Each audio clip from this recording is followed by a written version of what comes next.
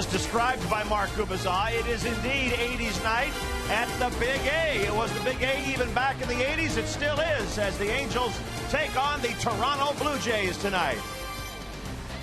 Happy to have you with us, everybody. Rory Marcus, along with a very young Mark Gubazai. I do believe this is the thinnest tie I've ever had on. But that's irrelevant, as the Angels are playing the Blue Jays tonight, and it is 2000 night. Now, last night, the Angels didn't have a great night here at the Big A, as the Blue Jays won big, 13-1. Back in the 80s, of course, the Angels did have some awfully great players. Well, they did. They had some guys who hit the ball out of the ballpark. They had guys that could drive the ball all over the place and get knocks everywhere you look around. They got Bobby Grits, one of the best second basemen of all time, going Apo out of the yard, strolling around and scoring a run into one of the best hitters the game has ever seen. Look at that swing, and then boom, gone. White Evans thinks he's going to bring it back at Fenway Park, but he's unable to do so. Home run by Rod Carew. And then Reggie, what can you say? Mr. 500 going opposite field, and the fans love it. Even it's a great pair of shorts, too, kind of like we used to wear, Rory, back in the day. And then Don Baylor against my old buddy, Dan Quisenberry, going left central. You don't want to go inside against Don Baylor because he will deposit the ball out of the yard. Well, no doubt about it. Now, tonight's game, Jared Weaver will be on the mound for the Angels, a game where the Angels really need to kind of turn things around, Gooby. Well, they do. And, you know, remember that game, that tough loss in Yankee Stadium? They bounced back. Mike Scioscia has a way of doing that with this club. And Jared Weaver has been one of the most consistent pitchers on the hill so far this season, giving innings, changing his arm angles, great changeup so far, that slider. And he should have a good success against a very dangerous offense for the Blue Jays, because they love to hit the fastball. But Jared Weaver's got a great changeup. He's had success against the Jays, 3-1 in his career against them. All right, and tonight, hopefully, we won't be the only ones dressed like this. We'll see how many fans are clued in to 80s night at Angel Stadium. It's the Angels and the Blue Jays coming up next.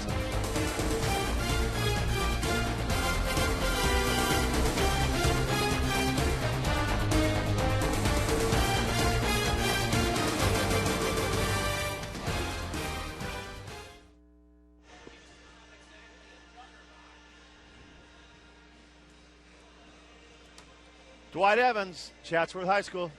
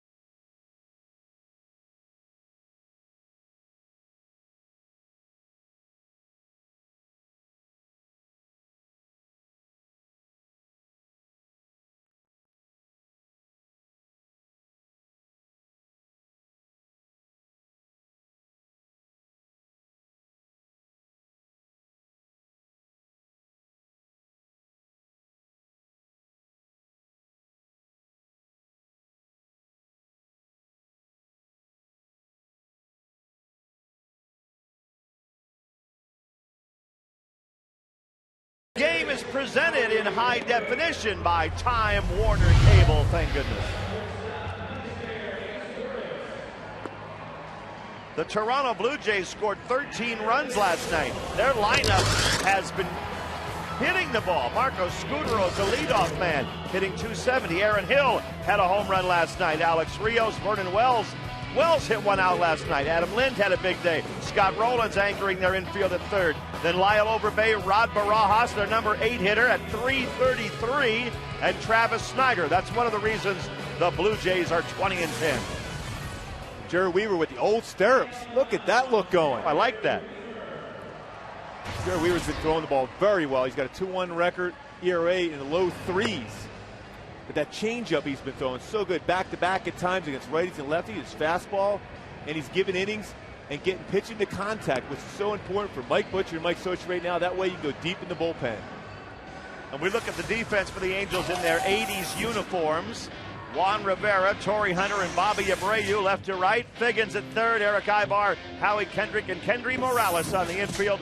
Jeff Mathis catching Jared Weaver.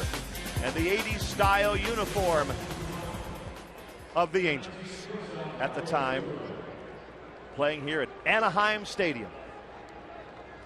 I got to face this club a number of times wearing those unis. I came in as a visiting player for the Kansas City Royals against the Halos. It's no fun, as we saw in that highlight of all the good hitters they had over the years. They had some guys, didn't they? It's like you're facing a Hall of Fame every night. Who among those guys at that time struck the most fear in your heart as a pitcher? I think it was still Don Baylor because he was so strong and he stood right on top of the plate. Scutaro hits one down the right field line, foul. And he challenged you to throw it inside. I remember hitting him one time with about as good as a fastball as I've thrown. And I wasn't throwing at him. I was just trying to go in the inside part. Hit him right in the elbow. He didn't even flinch. Just like walk down the line. I said, all right. I'm hoping he never charges me at that point. 1 ball, 1 strike to Marco Scutaro, who bunts. Weaver coming down off the mound, but Mathis gets to it first, and they get Scutaro at first. Good play by Jeff. He got out from behind the plate quickly. Very quick, and it's a better and easier play for the catchers compared to Jared Weaver coming in, because he's going to be throwing across his body to be able to make the throw, but Jeff Mathis jumps out right away on a loop bunt and a good throw, running throw over to first base to be able to make the play. 1 out in the top of the first inning, and Aaron Hill at the plate for Toronto. He pops one foul out of play.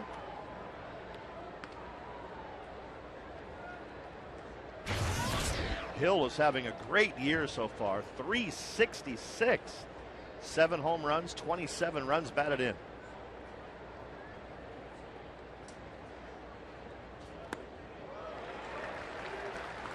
(0-2). Key is using your secondary pitches against this Toronto Blue Jay team. They love the fastball. They're aggressive with the fastball. You can throw strikes early on with your breaking pitch or changeup, then you expand the zone to get them out.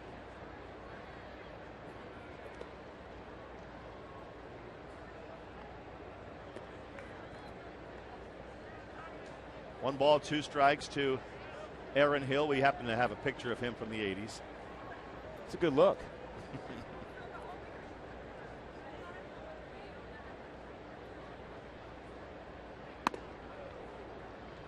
2 balls, 2 strikes.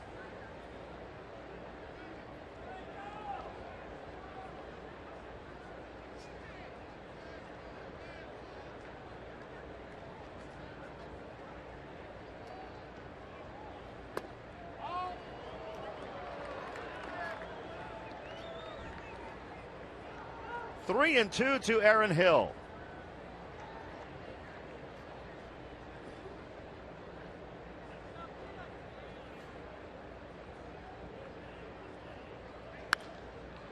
Another foul ball, first base side.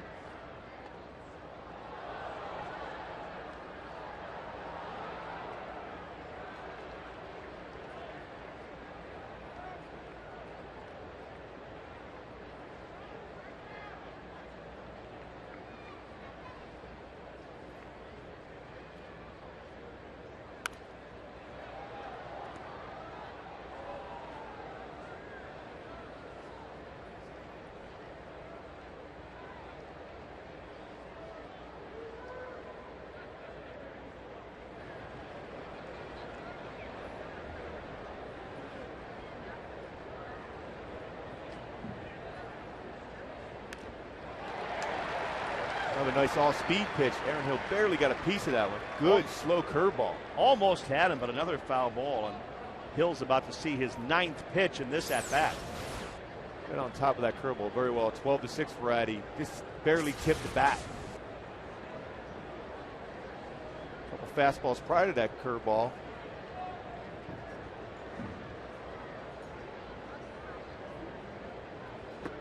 Finally got him. Weaver wins the battle. 2 outs. And the ability to throw your secondary pitches to be able to get these tough hitters out. A good curveball. Back-to-back breaking pitches for Jared Weaver. Got a little harder. The last one was the pitch before was 79. That was 82 mile an hour. A little sharper break to it.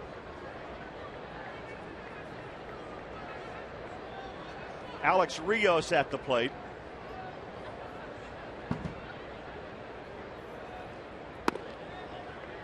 You have brought up secondary pitches a lot lately. Does that in any way fly in the face of what you've heard pitching coaches say your whole life, which is don't get beat unless it's your best pitch? Well, you hear that a lot, and I know, just listen to Mike Butcher of late, talking to his young pitchers, and a lot of them are getting caught up in throwing that fastball a lot of times, and he wanted them to start using their secondary pitches. The pitching coaches I've had over my career said the same thing. You don't just fall in love with that fastball because hitters love to hit it. A pop-up off the bat of Rios, and the Blue Jays go down 1-2-3 in the first inning. The Angels coming to bat.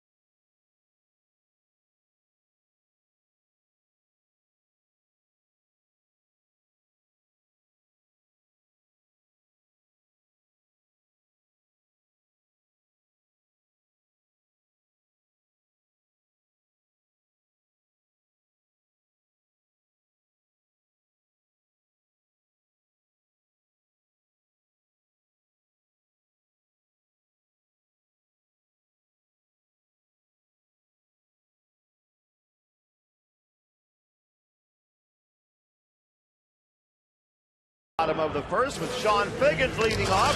Meiser is Turris and Bobby Abreu hitting 2-3. Abreu going good so far. Torrey Hunter, Kendry Morales, Mike Napoli, Juan Rivera, Howie Kendrick in the 8th spot, and Jeff Mathis catching and batting 9th against Robert Ray. Robert Ray, similar type of pitcher as Roy Halladay, in which he commands his own inside and outside. Doesn't have his dominant stuff like Roy Halladay does, but he throws 87 to 92, has a curveball, slider, and a changeup. His big key to success would be throwing first pitch strikes like Halladay did.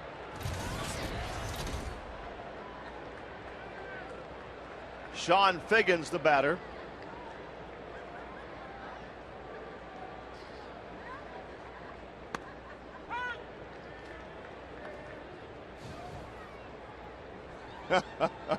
Mr. T.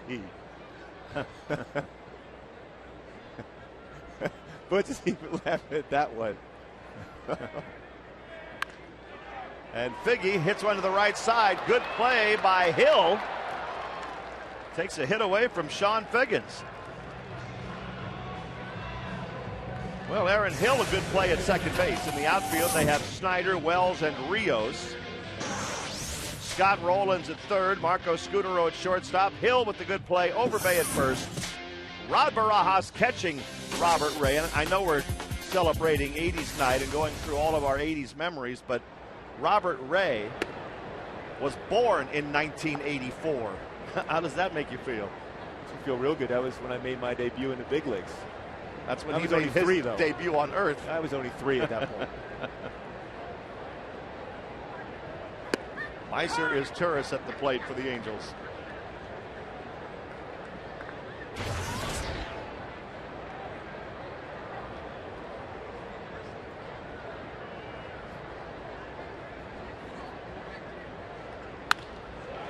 And Meiser with the game's first hit, a line drive into left field.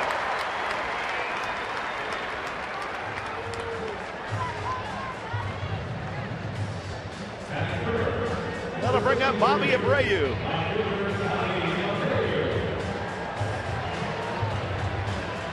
Look for the Angels against Robert Ray to steal some bases tonight. Not real quick to the plate. Anywhere between 1-3 to 1-4. Good chance to get a jump on them, steal some bags, get some runs against this very tough Blue Jay offense.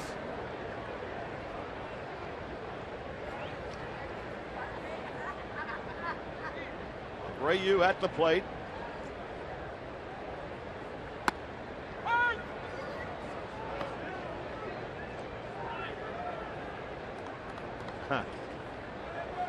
Scarface. What a great movie.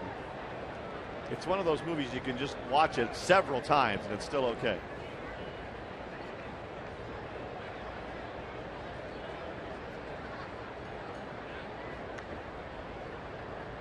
Oh, 0-1 to Abreu.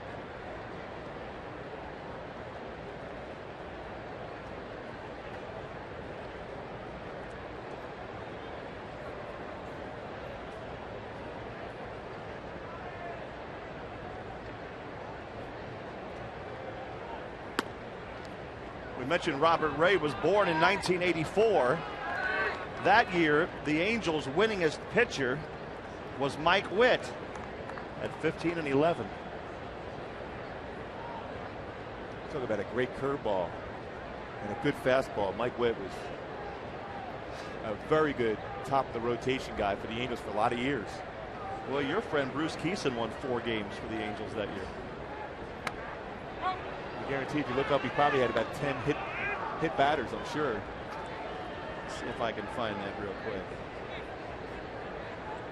Bruce Keeson went 4-5 in 20 appearances. 7 of them were starts. Gave up 10 home runs and hit 6 batters. He wasn't afraid to pitch inside.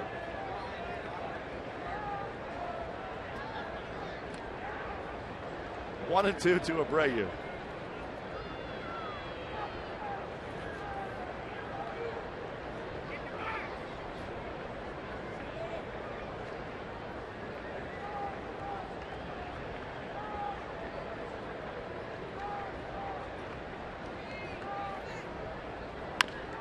Pretty good pitch by Robert Ray. Gets a chopper to first base and an out at second base.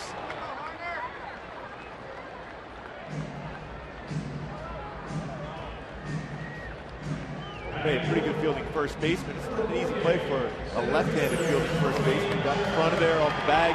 Meiser come in on that. Make sure he gets the lead runner. And that's what you want. You're not going to get a double play on that baseball, but at that point, you relax yourself, make the throw to second. You're not trying to hurry it. And a perfect throw, Scudero at second base. Torrey Hunter at the plate. Michael Jackson.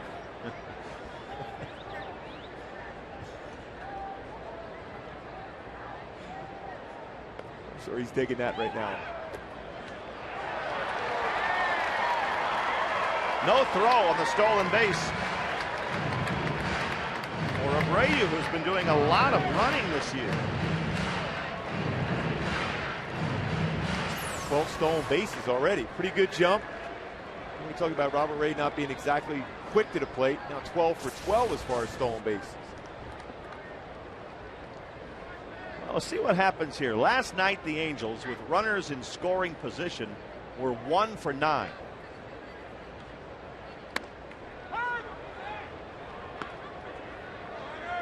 One and 1 to Torrey Hunter.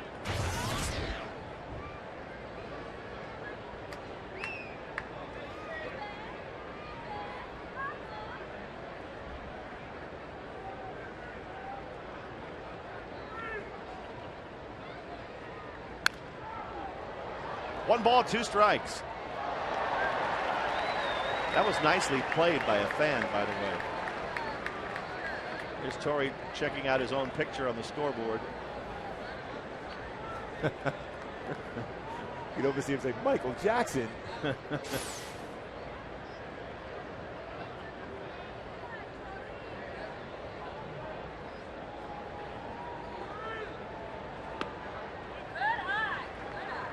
Two balls, 2 strikes. Howie Kendrick checking out the picture of Torrey Hunter. So I go, what are they going to do to me?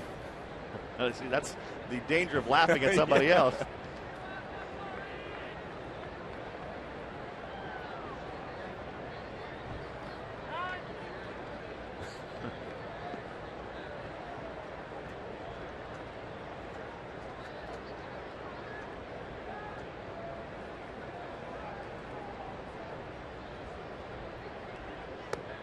And Torrey Hunter goes down swinging.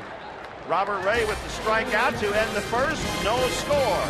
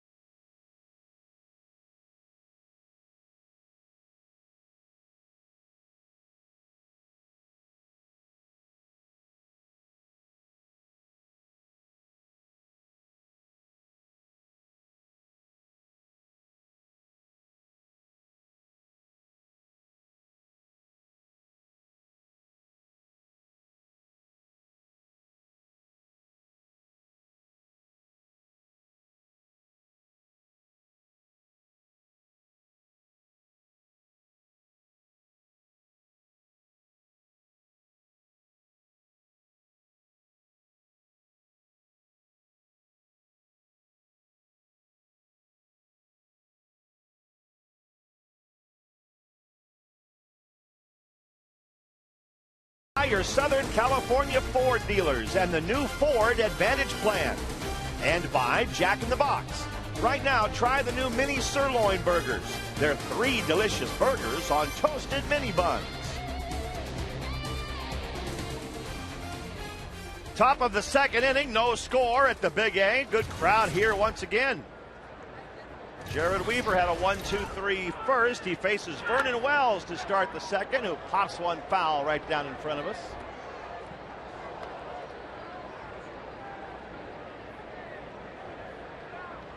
It's another good look. I don't see it as being all that different from the present day look. I'm not checking out the Jays. I'm just not amused by it so far. They haven't quite gotten into this as much as the home team. I was hoping they had their powder blue away unis working. Those looked pretty good, didn't they? There's a shot by Wells into left center field. That one will skip all the way to the wall.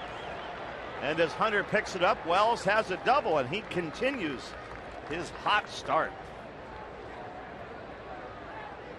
He's been able to get the good part of the bat on the baseball. A full extension. Out over the plate.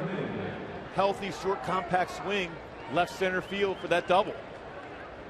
So last night, Gooby, after the game, 13-1 Toronto, and I was talking with somebody from Toronto, and they said this is what we're seeing night after night. This team is just performing at this level consistently. And then they added, of course, it probably won't keep up. Why not? Why can't this team keep playing this well? Well, if they stay healthy, that's a big concern always for Vernon Wells. He's missed some time, but you have the right guy at the helm, and Cito Gaston. He's preached to be more aggressive at the plate, not take a lot of pitches. If you get a fastball, take care of it and hit it hard. And, you know, the teams in the 90s that won the World Series for Toronto, they had a lineup similar. They had guys at 1 through 9 were going to put some damage on a baseball on a consistent basis. Adam Lind up there. Grounds one to the right side. So he gets the job done and gets Wells over to third with one out. From last year in which they struggled before Cito Gaston came aboard, you know, 5 games under 500, the batting average under 260. The runs per game is the big thing. Since then, 71 wins under Cito, with the batting average getting close to 280. And runs per game over 5. When you score that amount of runs, it allows your pitching staff, even though they've had some key guys injured this year to start, you get enough runs in there, any young pitcher will relax and throw strikes when you get that kind of support. Scott Rowland is hitting .317. Rowland had a bad back for a while, which is a very tough thing to come back from, and played as though his back was bothering him for a while, but he looks better this year, doesn't he? He does, but you know, with the bad back, he's taken away a lot of his power. Last year he saw it. He's better this year. He's driving the ball, playing some great defense as usual, third, and always a threat.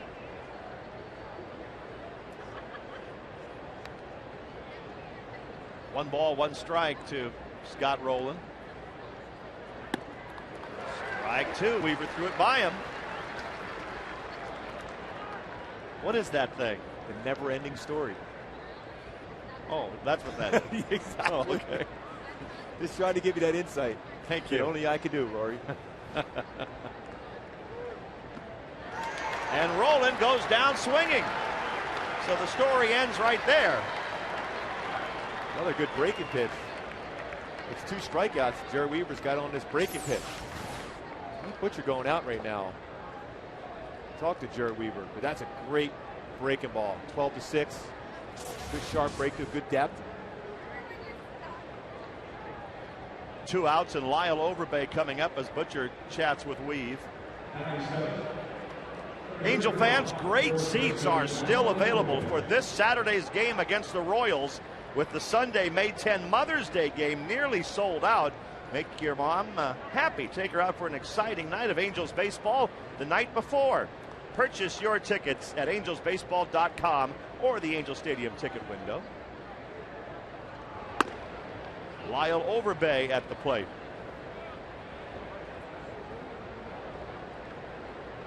A little Christmas vacation. Chevy Chase. Clark Griswold. That's a great name, by the way, too. Clark Griswold is a good name. Yes. Right up there with Fred Garvin. Like, with Cousin Eddie. With his leisure suit. Lived in the desert, didn't he? It's always a good thing to do.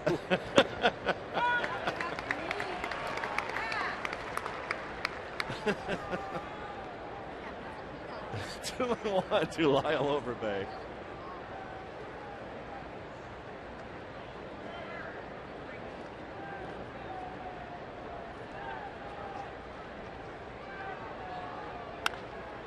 Fly ball center field, hurrying in. Torrey Hunter makes the catch. With Mother's Day around the corner, our friends at Buy.com would like to share their top 10 gifts for mom. Buy.com, where you'll find free shipping and discount prices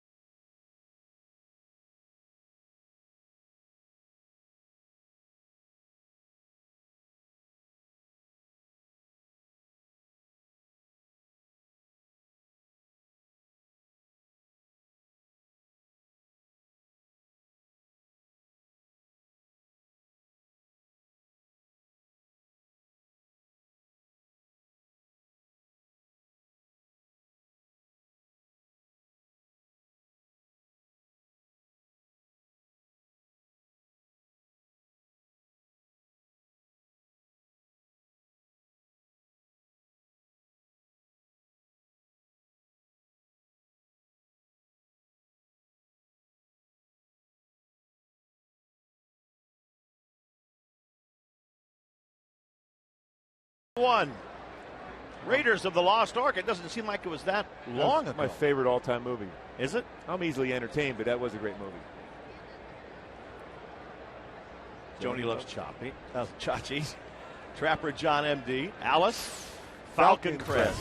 Good soap opera for you, Rory.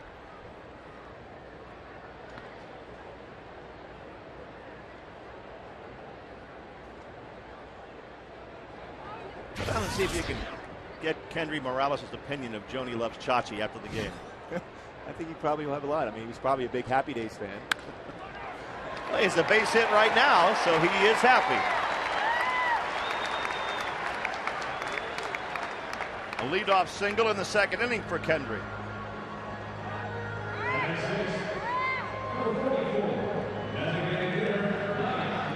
Mike Napoli at the plate. By the way, next inning, we're going to have a Hall of Famer in the booth. Goose Gossage is here tonight.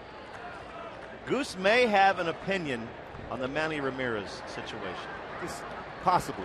Yes. You talk about an intimidating pitcher with an unbelievable fastball.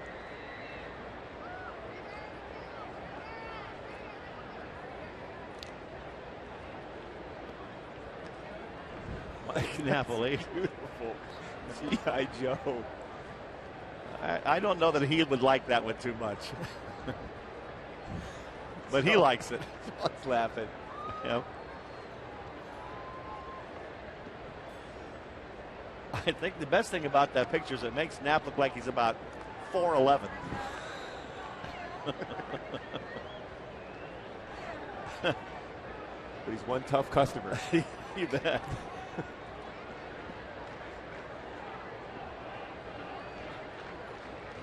One and 0 to Mike Napoli.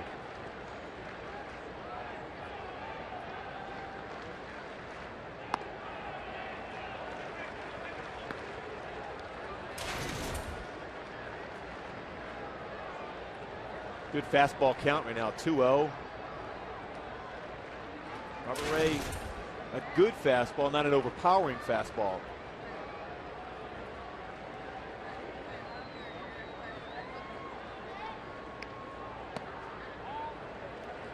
He's fallen behind on Napoli, 3-0.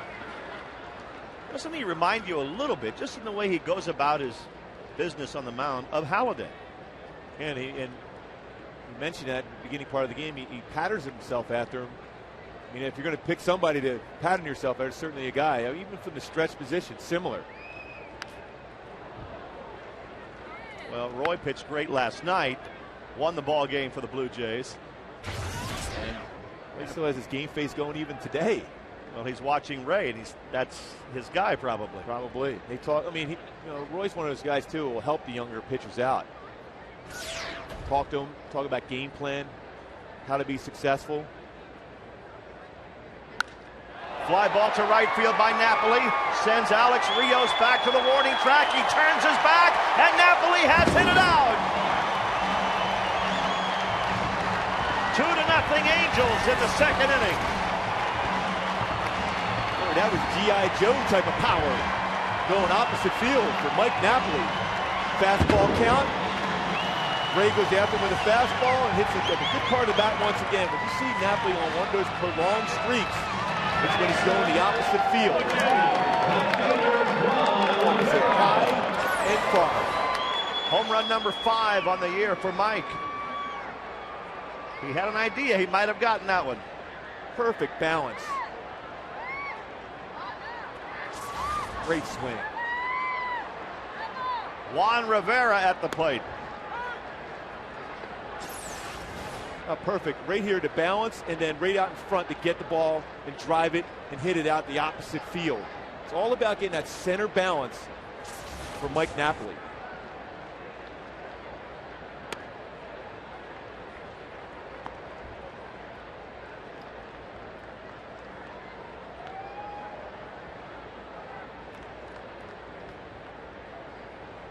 One and 1 to Rivera,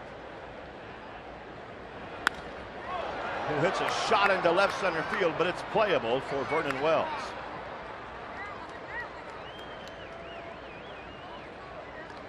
Angel fans, groups of 25 or more can enjoy an exciting night of Angels baseball for as little as $6 per seat on select home games.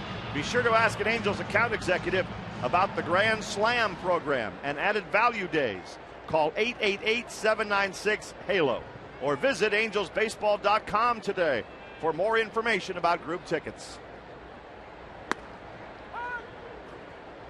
The batter is Howie Kendrick. Howie had a big smile on his face earlier.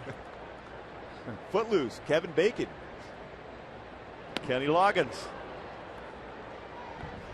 Where he goes, okay, you're going to laugh at my picture, I'm going to laugh at yours.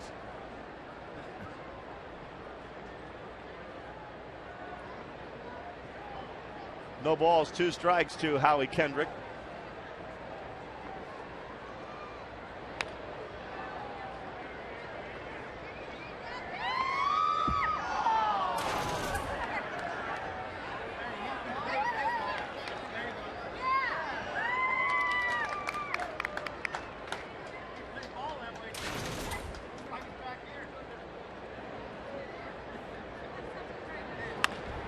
On the ground to shortstop, Marco Scutero throws out Kendrick.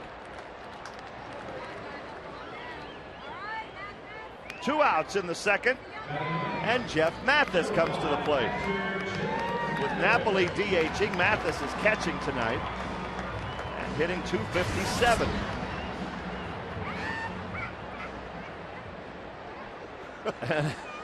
There's He-Man Jeff Mathis.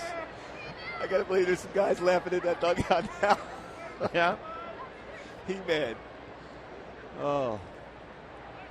Doesn't get much better than that. Good hair.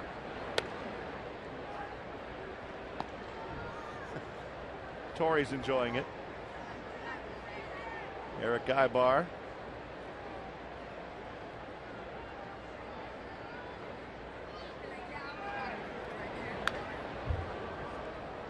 I hope he's not distracted standing up there trying to hit and seeing that picture of himself out of the corner of his eye.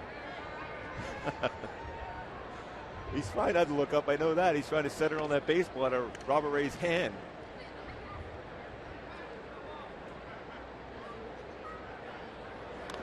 Oh, 1-2 to Mathis. Here's where we're getting the pictures from, the big giant screen in right center field. It's 80s night, in case you missed it so far.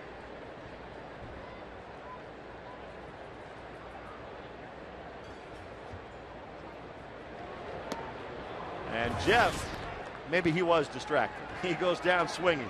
A 2-run shot by Mike Napoli has given the Angels a 2-0 lead.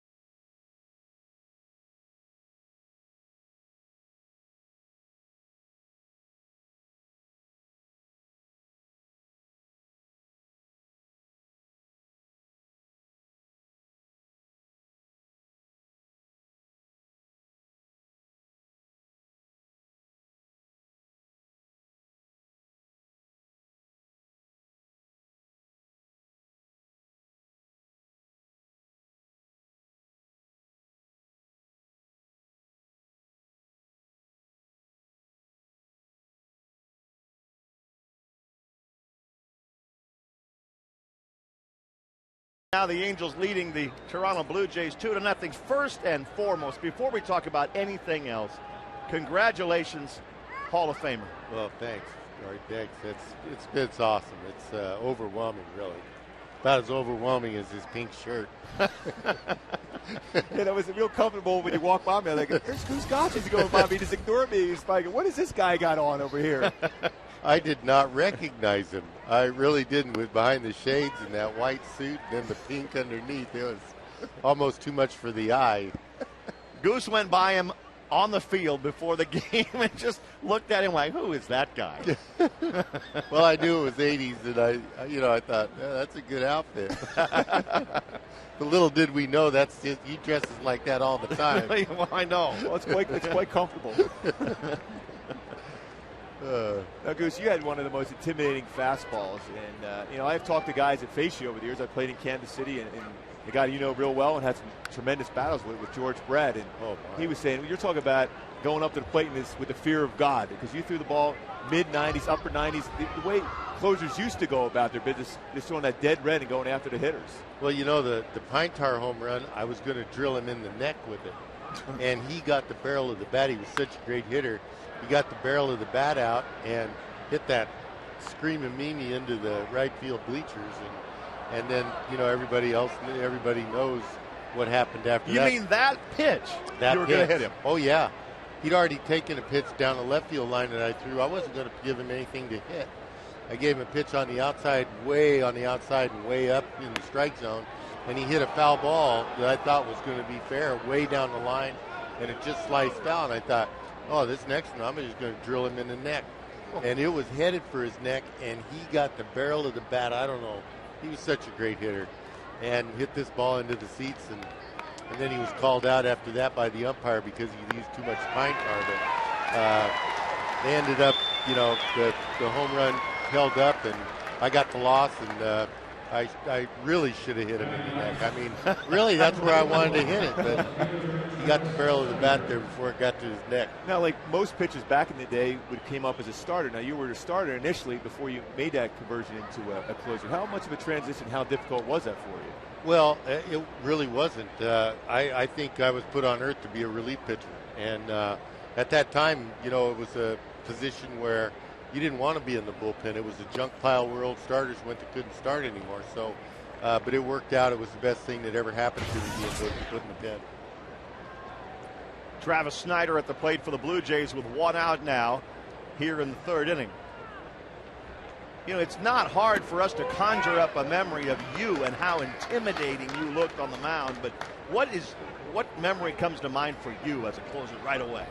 Well, just, the intensity of the position, and being in the Hall of Fame, getting into the Hall of Fame, all I ever tried to do was, hey, what these guys do today and what I did, now it takes three guys to really do what I used to do. Yeah, you didn't come in and get 1 or 2 outs. Starters like Gooby used to pride themselves on starting finishing what they started, and then we took over for them. And I used to come into situations in the 7th inning I said that God couldn't get out of, and I could strike it where you couldn't even allow the ball to be put in play, and I could get a couple strikeouts and then maybe a ground ball or a pop-up, or sometimes I struck out the side and then had to pitch the 8th and 9th. So all I ever tried to do when I was trying, not trying to get in the Hall of Fame, but just point out that, hey, what we used to do and what these guys do today, these relievers are so dominant in that one-inning role that they kind of have forgotten about what we used to do and how starters used to try to finish what they started. Now, Goose, how come, and I couldn't believe it took that long. For me, you were a Hall of Famer first bout. Why did writers not give the respect to closers? I think just what the things I just said, I think that these guys are so dominant, Mariano and Trevor Hoffman and these guys, were so dominant that I think they forgot what we used to do. And the role I thought no one can tell me the role of the relief pitcher and how it has evolved better than I can, because you did not want to be in the bullpen when I broke in 1972. Yeah. That was a junk pile where old starters went that couldn't start anymore. It was really a junk pile, and it had started to evolve at that time. Goose, great to see you as always. Oh, pleasure, Rory. Thank you. Rory, who's the man? Thank you, brother. Gasoline. Sometimes it went out.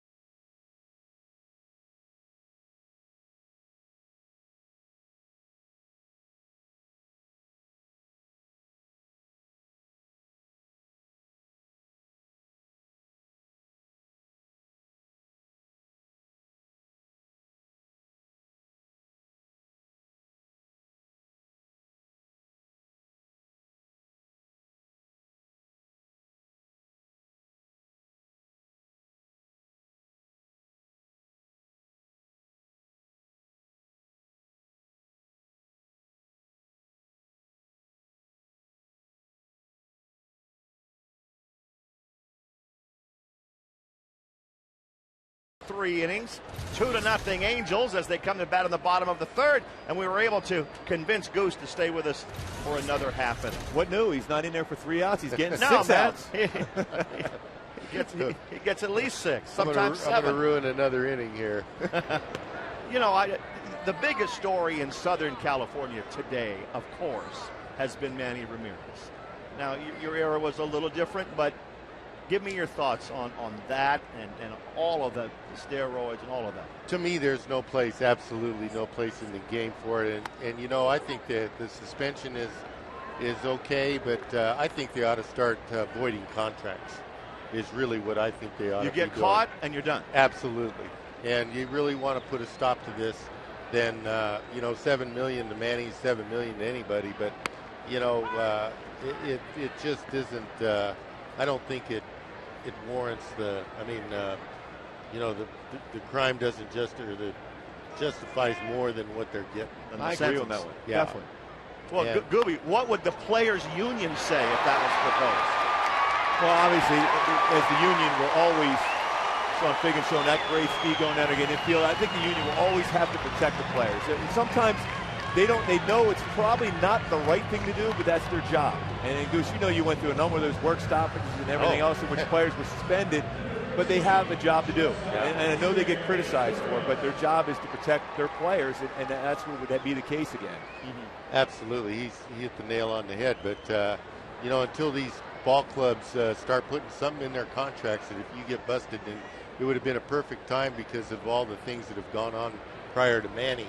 And then him signing back with L.A., there should have been a stipulation, in my opinion, in that contract that if something comes up with steroids, this contract is voided.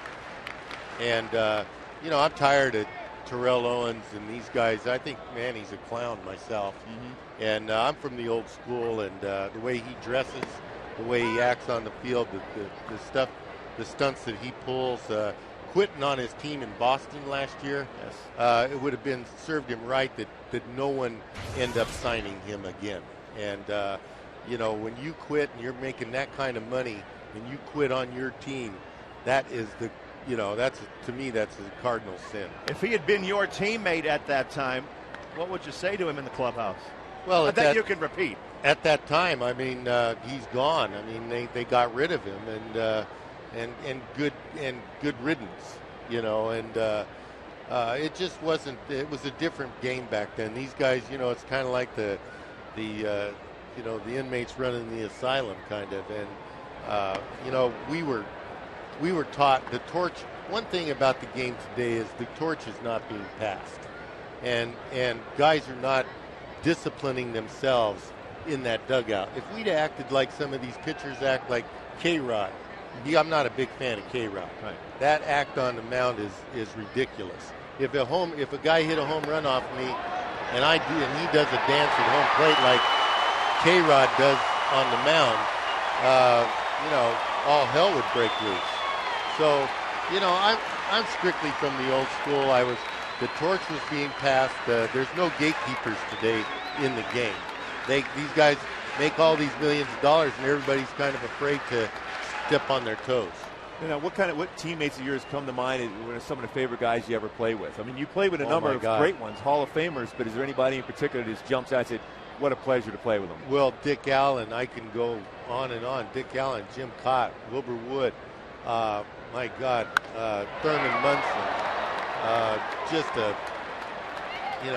lot of guys. I mean, Greg Nettles, that whole Yankee team was a team of veteran ball players, great ball players, you know, and we kind of fleeced it ourselves, you know. If anybody got out of line or was acting like a fool, like some of these guys do, you know, Joe Torre asked Manny to cut his hair last year when he showed up. He finally did after a few days, and now it's even longer this year. So what do? You know, it's like it's ridiculous, and I would not want to be a manager and kind of police that. You got to turn your head like they do and just let them do what they want to do. And these guys think they're bigger than the game, and no one is bigger than the game. Well, as somebody and you described yourself as old school, so does some of this stuff just make your skin crawl, turn your stomach? Absolutely.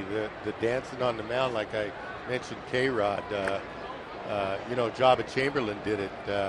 I mentioned it, you know, in an interview that I thought it was ridiculous. Here's a rookie kid acting like a fool out there, and I get a call from the general manager that, you know, why am I doing that? It's like it's all up, you know, the whole thing's upside down. But you know, it's a different game. It's a different breed of cat. Still a great game. I watch every game that I possibly can. I still love it. There's some guys out here that are throwbacks to the way the game used to be played. Not everybody acts like that, but the guys that do, I think it's, you know, it's a ridiculous, you know, but they're not disciplined. Hey, speaking of throwbacks, and we mentioned how you walked right by Gooby on the field today in his 80s outfit. Did you happen to see a guy you probably faced, Rex Hudler? Did you see how Rex was dressed today? I was checking him out a little bit ago. Yeah. Oh, my God. Uh-huh. Now, At least I didn't look like that, did I? What if he had come to the plate looking like that when you were on the mound? No, he wasn't far off from what he used to look like. He had a little more hair now than he did back in the day. You know, I don't want to, you know, getting back to what we were talking about, this game is the greatest game on the planet. We know you love it. And I hate to see where it's going, and I want them to clean the steroid issues up. You know, like I said, these guys think they're bigger than the game, and no one is bigger than the game. And because of all the money that they're making, everybody tiptoes around them and is afraid to really tell them how to act. That you're going to, you know, they forget they're paying the salaries. They shouldn't get a haircut if they're asked to get a haircut. I got you. Hey, Goose, again, congratulations. You're a Hall of Famer, first ballot. Thanks, Rory. All right, Thank you very much. Good to see you. Pleasure. Goose, Gooby. pleasure. Great to see you, bud. Thank you.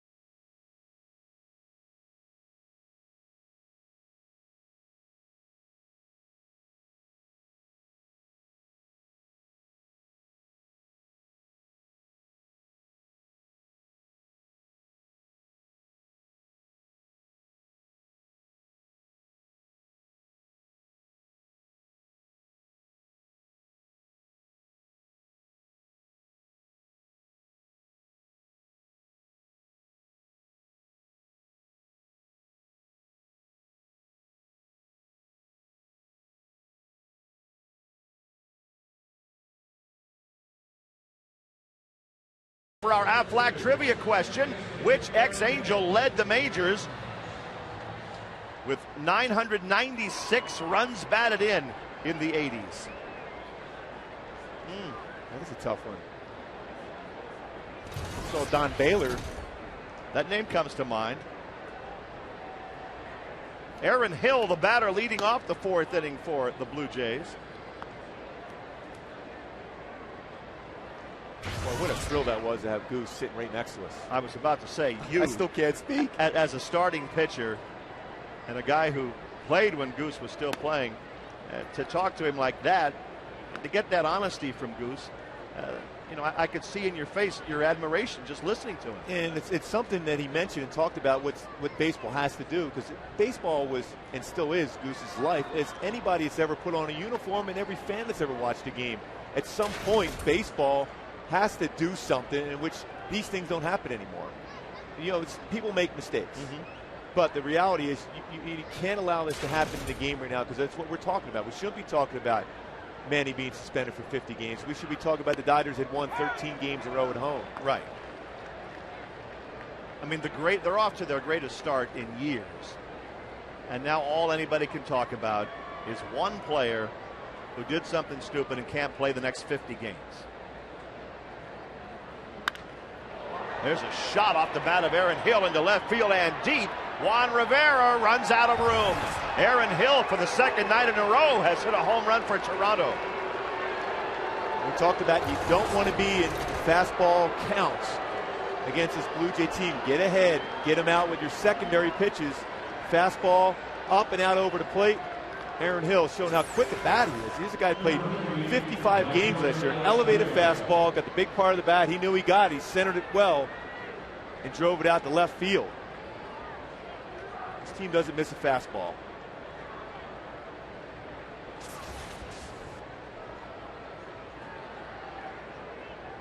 Leadoff home run for Hill. Now Alex Rios hits a high pop fly on the right side.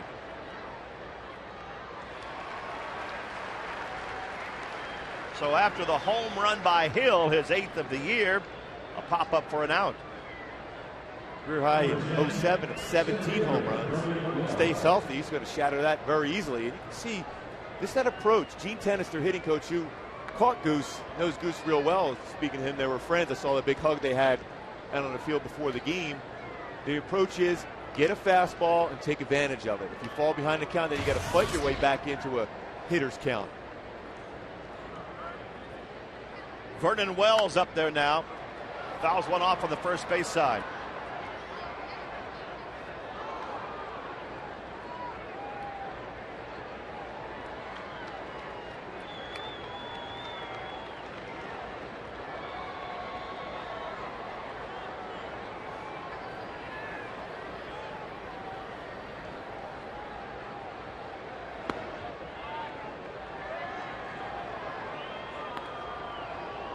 He did not go around, apparently.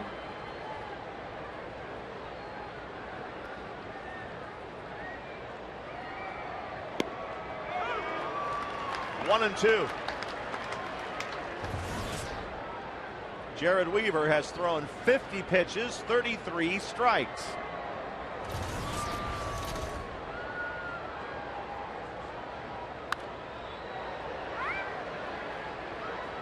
Pop foul just below us. Still 1 and 2 to Vernon Wells, who doubled his first time up. Weaver's only given up 2 hits. One of them was Wells' double, and the other one the home run leading off this inning. And the breaking ball is popped up to the right side. 2 outs.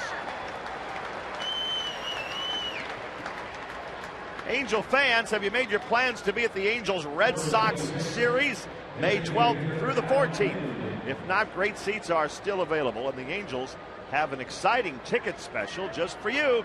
Now available for this series, fans can purchase 3 tickets and get 1 free in select seating areas when using the password ANGELS at the Angel Stadium ticket window or angelsbaseball.com. Morales to the bag for the 3rd out. The Blue Jays get a leadoff home run by Aaron Hill. It's 3-1 Angels.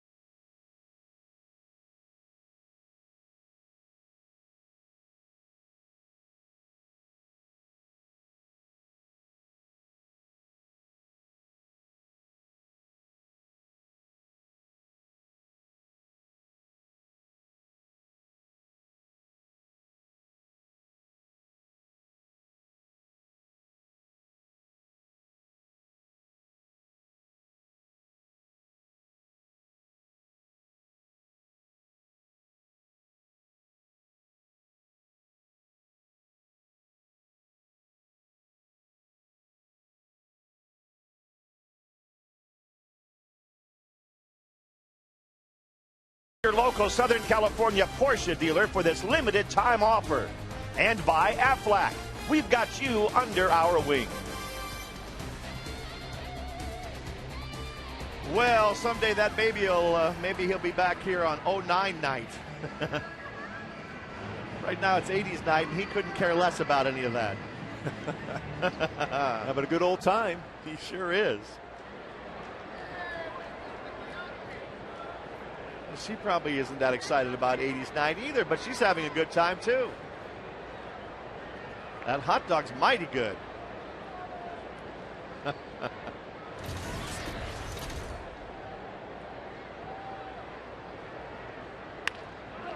Kendry Morales at the plate, grounds out to Aaron Hill at second base. Back to our Aflac trivia question. Which ex-Angel led the major leagues with 996 RBIs in the 80s? Answer, Eddie Murray.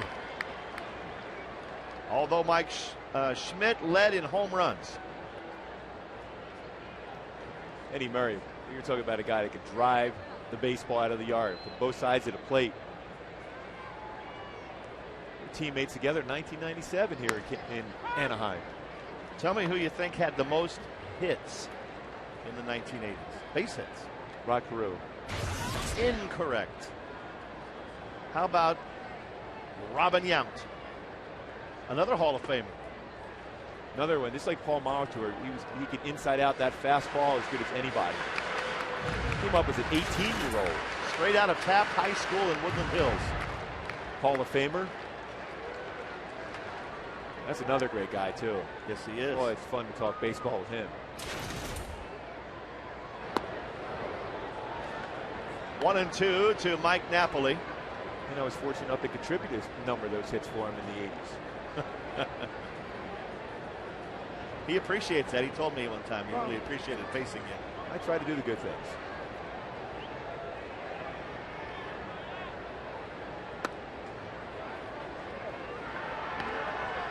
Two balls, two strikes to Napoli. There's that attractive G.I. Joe pose for Napoli. Oh, he had that power. He did. He got it from G.I. Joe going the other way. Last time up.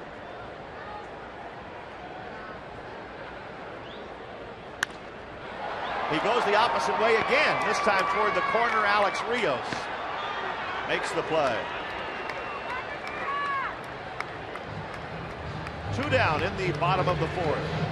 Robert Ray's trying to settle down just a little bit right now. And he's trying to hit the corner zone, a cut fastball along with that two-seam fastball. When he's falling behind the count, he just doesn't have that overpowering zip. It's around 87 to 91 consistently. So if you fall behind, you got to throw the fastball. That's when he's been hurt. Juan Rivera takes strike one. A Rambo pose for Juan. Good movie, too. Is that your all-time favorite movie? Well, second behind Raiders of the Lost Ark, but First Blood Part 2 might have been my third favorite. Okay.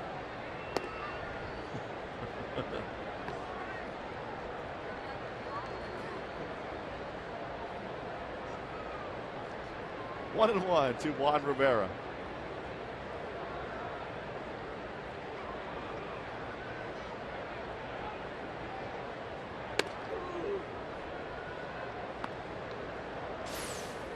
You know, Donkey Kong. I used to be pretty good at that game, Donkey Kong.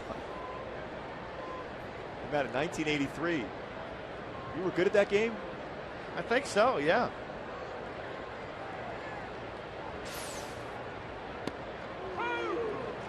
Two and two. I mean, tell me you never played Miss Pac-Man. You know, I wasn't fortunate enough to play that. Never did. Yeah, Huh? I was always outside. I didn't get a chance to hit the arcades to be able to play those games. You weren't indoors very often? No. Fortunately or unfortunately. 2 balls, 2 strikes to Rivera, who takes a called third strike, and it's a good inning for Ray, who sets the Angels down in order. 3-1 Angels.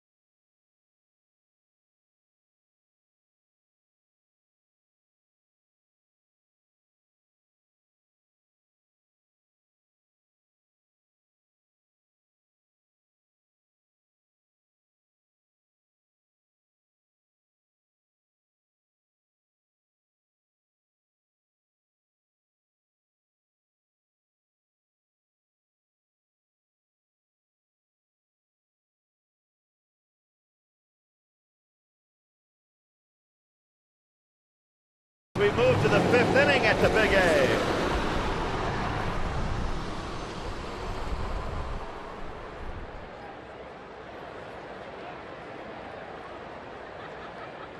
Scott Rowland, the batter,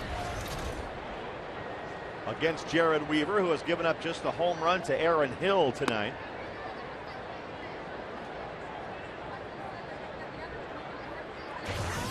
Rowland struck out his first time up.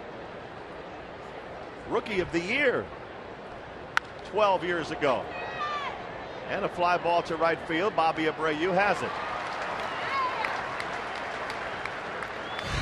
Now it's time for our Lexus Pursuing Perfection. Mike Witt pursued it and got it. September 30, 1984.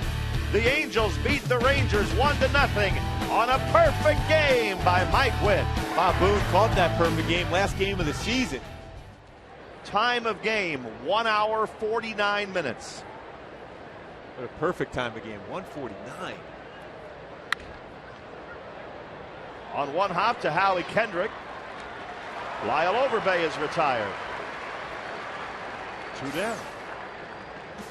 Here's some fun facts from 1984. Calls the show Family Ties. Who's the Boss? Like those shows. Murder, She Wrote. That'd be one of your favorite, wouldn't it? Crazy Like a Fox. There's Eddie Murray, or Eddie Murphy rather. We were talking about Murray earlier. Beverly Hills Cop was awesome. It was funny. It was good.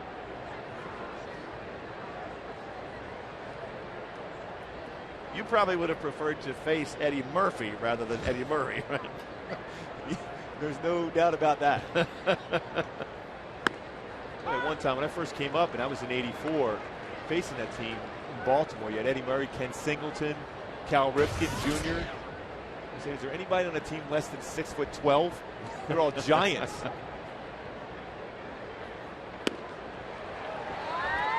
Rod Barajas up there for the Blue Jays. That's a nice look. I'm sure he likes it. How can he hit with his arms that short? He stays inside the baseball. That's how he centers it. You often talk about don't let him extend those arms, but I guess it doesn't matter here. Down he goes. The Blue Jays are out in order in the 5th.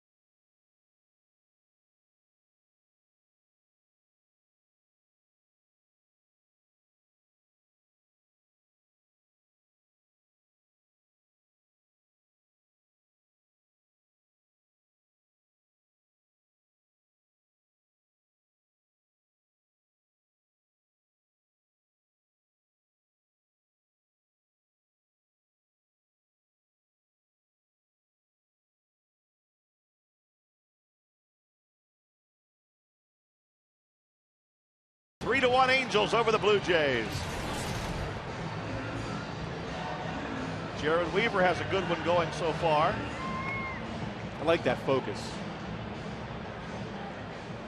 He's done a great job. No base on balls, 5 strikeouts. He talked about the necessity of using the changeup, the curveball, and the slider supplemented with the fastball, locating, changing arm angles to elevate that fastball, and he's done a great job so far. And also come back after your team had a disastrous night the evening before and pitch a good ball game. He's done that too. Here's Scott Rowland, who has made that play so many times in his career he could probably do it asleep. He just gets a good jump on it, stays down on it. Back is still, you can tell, not quite the same as it used to be when he first came up with the Phillies, but still a solid defender. Think about people that come up on a bunt or a chopper like that. The three guys that come to my mind, it's Mike Schmidt, Scott Rowan, and Adrian Beltre from Seattle. All three of those guys, some of the best in the business. Jeff Mathis at the plate for the Angels.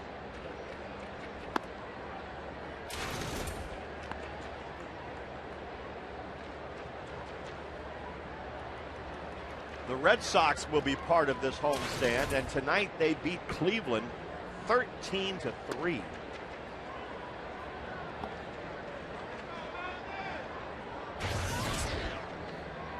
Well, you can meet this guy. Come on out and meet Jeff Mathis at the AT&T store located at 2219 Park Avenue in Tustin. That will be Saturday, May 19th. Don't ask him about this particular at-bat as he pops to short. But he will be signing autographs from 11:30 to 1. Stop by to meet Jeff and pick up some cool Angels prizes, all courtesy of AT&T in Tustin, Saturday the 9th. Bottom line for Mike Scioscia, what he wants out of Jeff Mathis and Mike Napoli when they're behind the plate, it's defense first. So far, Mathis has been outstanding behind the plate as far as keeping Jared under control, framing pitches, picking up his pace, and getting that pitch to contact also.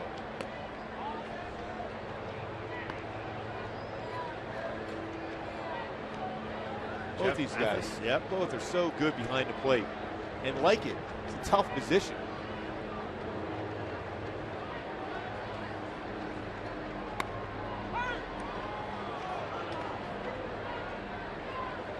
Well, if you're going to be a young catcher in an organization, this is a pretty good guy to have as manager. Unbelievable catcher. Hey, how about him catch the first pitch out by Goose tonight? That's right. Goose Gossett threw out the first pitch, and Soch himself went out to catch it. And as usual, frame to strike. Right.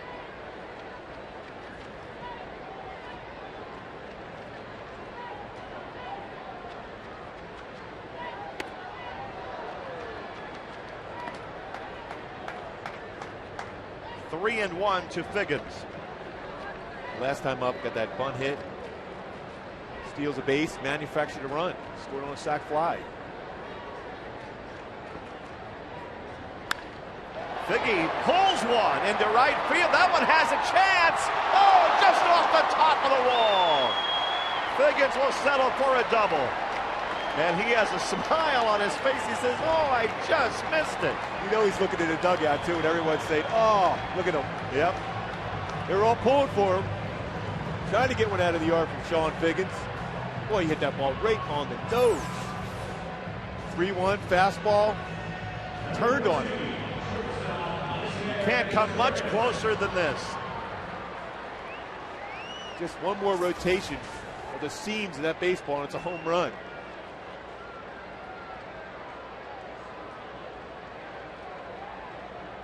Now Meiser is Turris at the plate.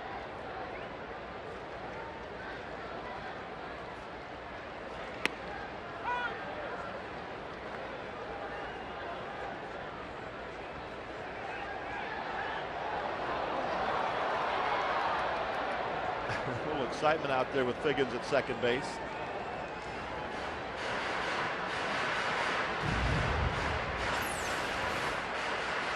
Well, spin move tried to get Sean Figgins napping. Scudero snuck behind with daylight play. 2 outs here.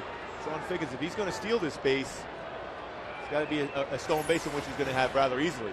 Scudero sneaking behind him. Like he was still looking at the tape on his arm there for a second.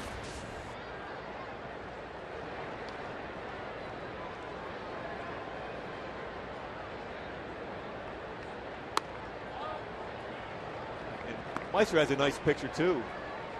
Talking about Donkey Kong at that point. Super Mario. Meister. And there's Bill Hahn, who was the original model for that game.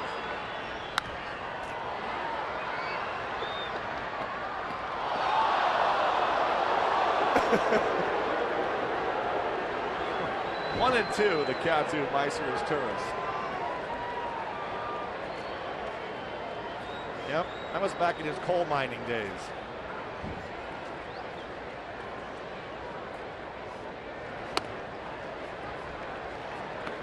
Two balls, two strikes to Meister's Tourist.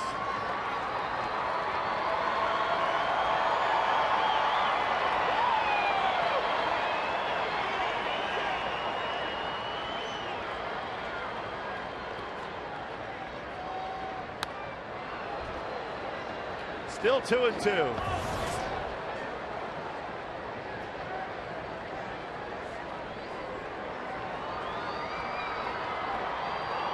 What's the matter, Gooby? I just might have to take a little time out.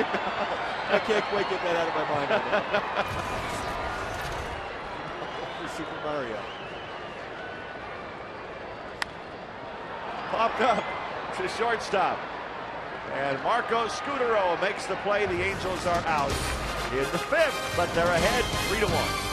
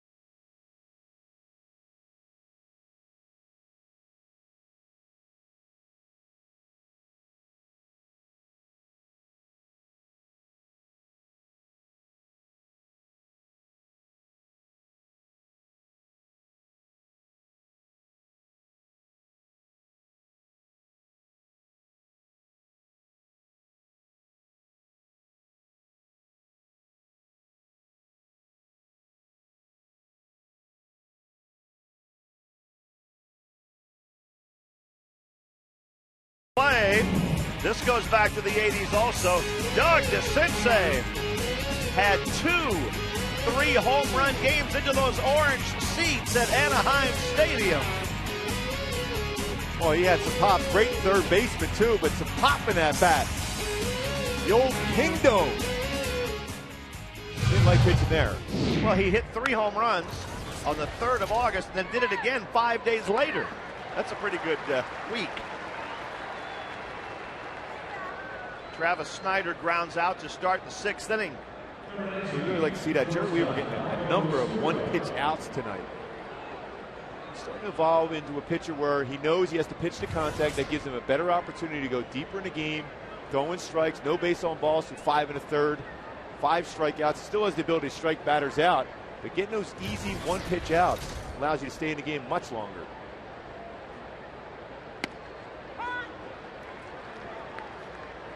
Marco Scutaro up there at the plate.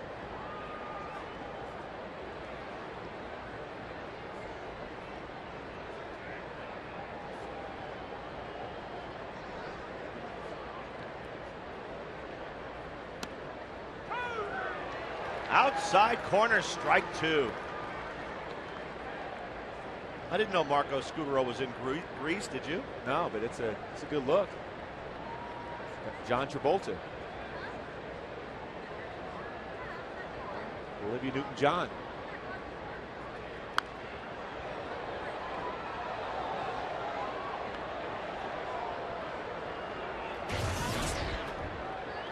Oh, 0-2 to Scutaro. Rory, Yes? you are the one that I want to continue and finish off this game right here. Boy, that's comforting. Yes.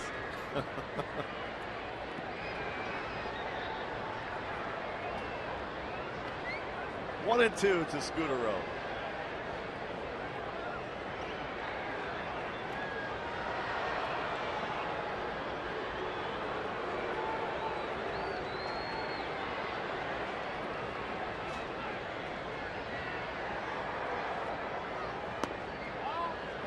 Just missed.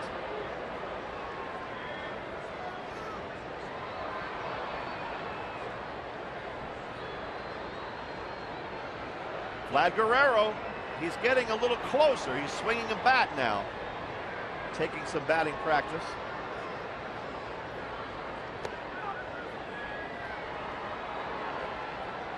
Scutaro's doing a nice job of laying off some pretty tough pitches. Jared's throwing off the outside part of the plate.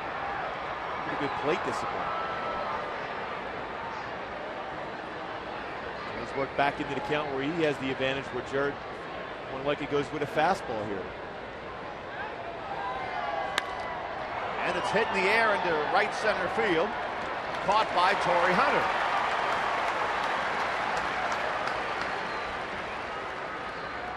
Fans Saturday, NASCAR on Fox goes under the lights in Darlington, South Carolina, where Kyle Busch will try to defend his title against a full field of the world's best drivers. Coverage of the Sprint Cup Series racing from Darlington begins Saturday at 7 Eastern, 4 Pacific in high definition on Fox.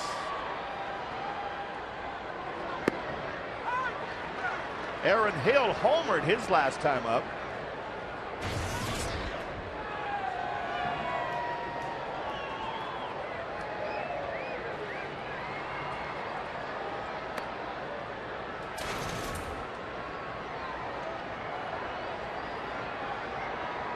One ball, one strike. To Aaron Hill.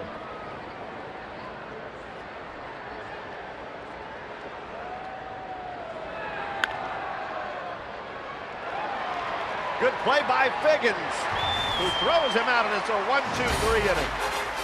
Still 3-1 Angels.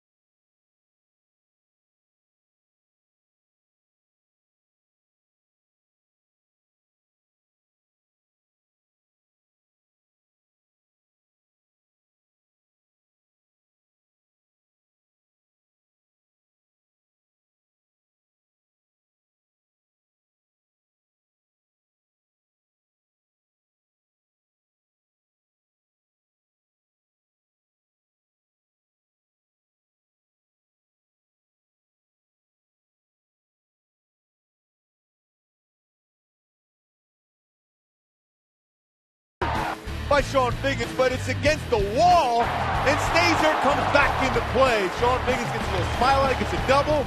That's your Coors Light Freeze Can, brought to you by Frost Brewed Coors Light. Rory, take it away. Thank you, Gooby.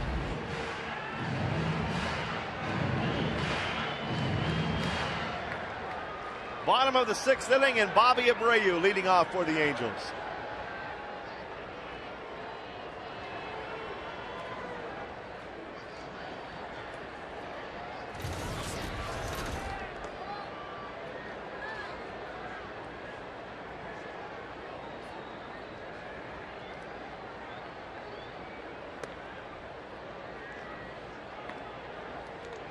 been a well-pitched game between Ray and Weaver. 3 runs, 5 hits for the Angels. 1 run, 2 hits for the Blue Jays.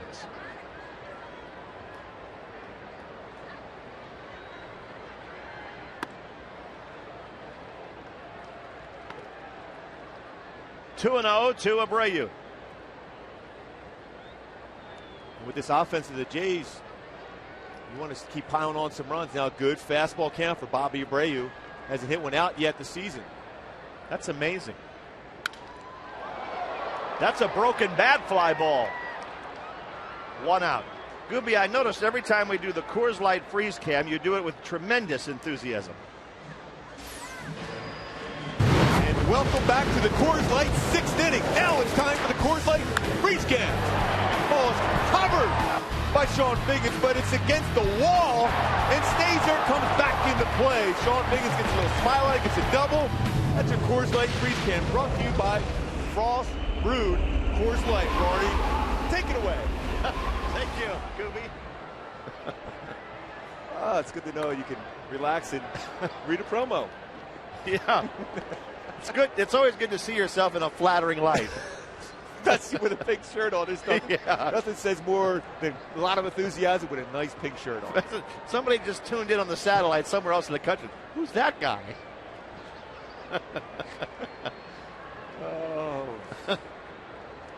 Oh, that's just Mark Gubazon. The pink T-shirt, you mean? Yeah, that's Gubazon.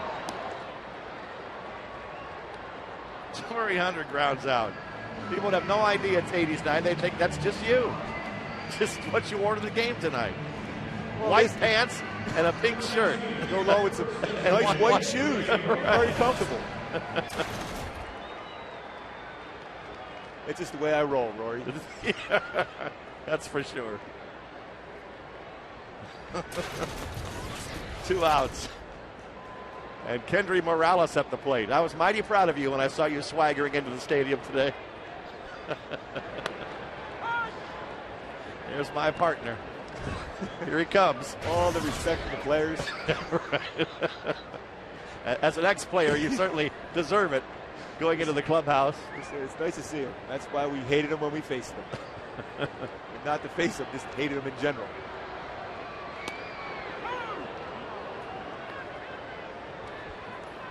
Well, the Karate Kid. Ralph Macchio. I never saw Ralph with quite that look on his face.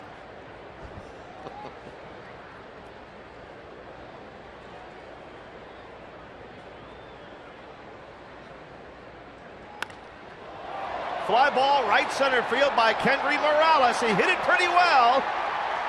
And he got it out. Oh, my goodness. Tell you what, he ain't slowing down going around the bases either. He's flying around there. I know it. For a He is moment, Karate Kid. I thought I might have misseen it. I looked at him and he was sprinting around the bases. That's a big run. It's 4-1 Angels. Here's the pitch by Howard's replay. Wax on, wax off. Out of the yard. Right central. For Kendry Morales.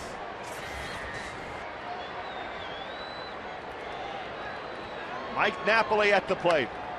Grounds 1 to third. Scott Rowland has it go by him. Napoli turns and heads for second base. Safe with a slide.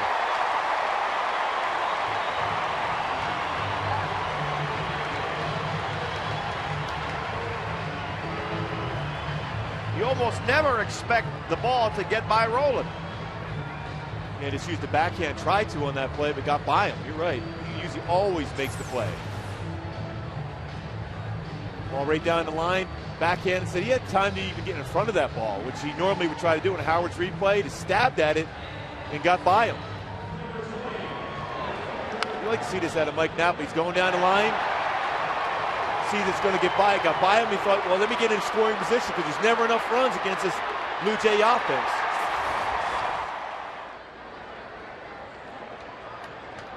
Juan Rivera at the plate.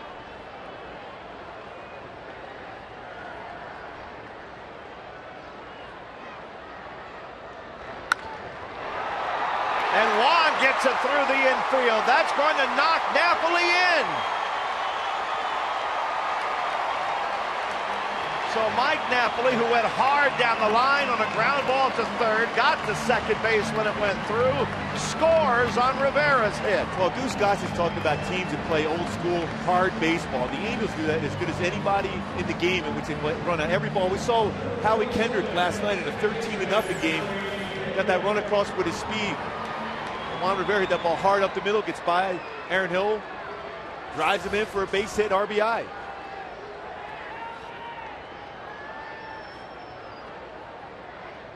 Here is Jeff Mathis.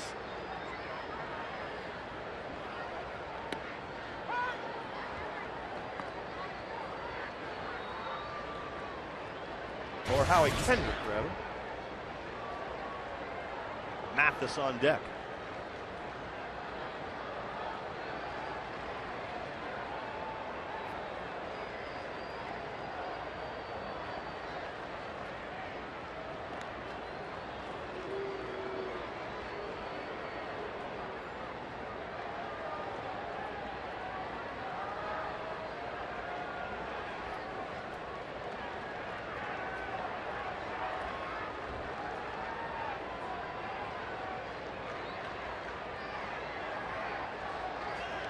Looks like they gave Rowland a straight error on that ground ball by Napoli.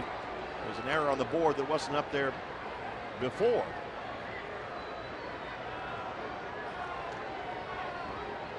But we'll check and make sure.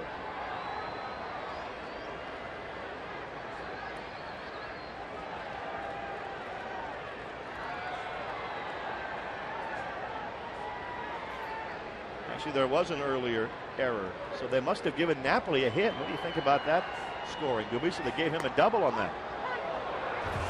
But out on strikes, looking goes Kendrick. Good inning for the Angels, who lead 5-1.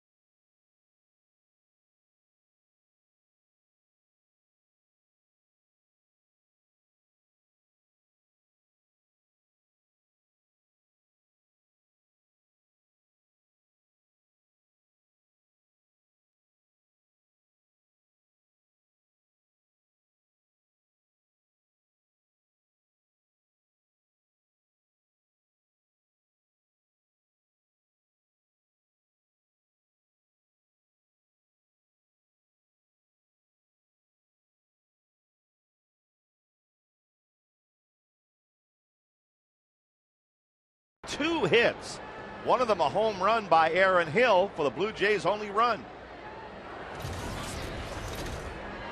Alex Rios takes strike one, leading off the seventh. Well, he's got to go through the heart of the Jays order right here in the seventh inning. Manageable pitch count right now. Only 71 pitches so far into the seventh inning for Jerry.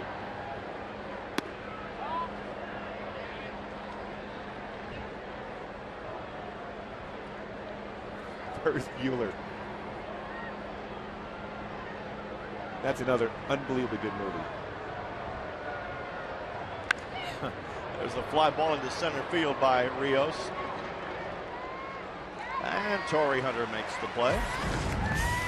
Jack in the box, outside the box. 80s gear, the mullet. I was sporting a mullet back in the day, but I don't remember ever being called a mullet, though. And that's a great look.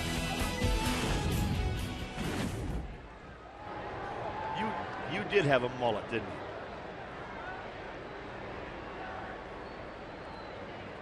It wasn't called a mullet then, Rory. You mean you didn't go in and say, give me a mullet? No. Vernon Wells fouls one back. Mike Tyson makes his debut. And your favorite show, The Golden Girls.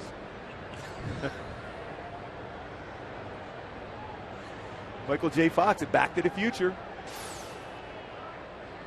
Not to mention Christopher Lloyd. Vernon Wells takes a strike from Weaver.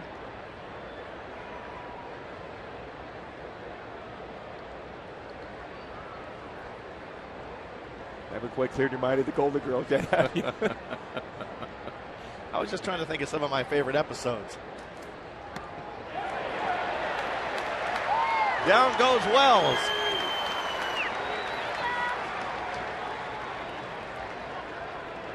Two outs, and now our Firestone leaderboard.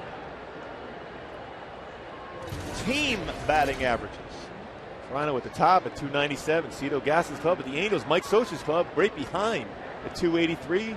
The Dodgers tied at 283 themselves. And Texas, that's a shocker, 281. Even with all of the distractions today, the Dodgers at home have come out and jumped out to a 6-0 lead over Washington. And I think they scored all those runs in the first inning. Did they get them all? Yep, all 6 in the first. Matt Kemp hit a grand slam in that game for the Dodgers. So assuming that holds, they would be 14-0 at home. Swing and a miss. What a great changeup. 1-1 pitch. Same arm angle as his fastball. This is perfect. You get on top of that changeup, way out in front. Lind, who's been crushing the ball this year, gets a base hit off the hands right here. You know, the Angels will be at Dodger Stadium pretty soon. It's coming up May 22nd, 23rd, and 24th.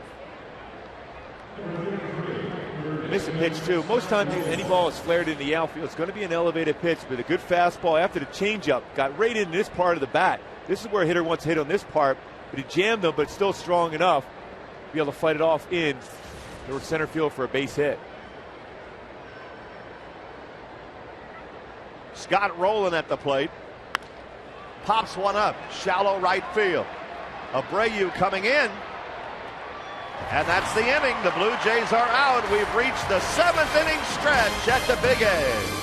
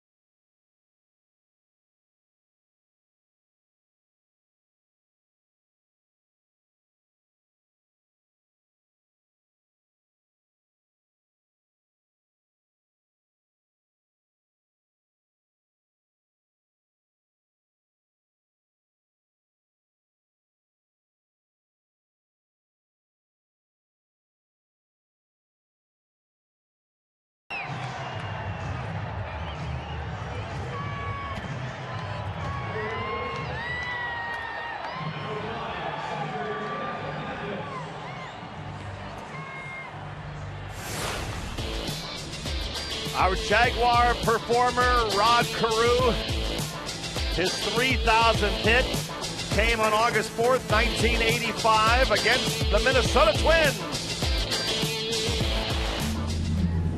Check out the new R Performance vehicles at your local Jaguar dealer or on JaguarUSA.com.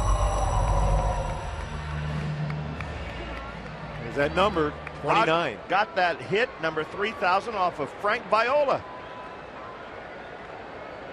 Then retired after the 85 season.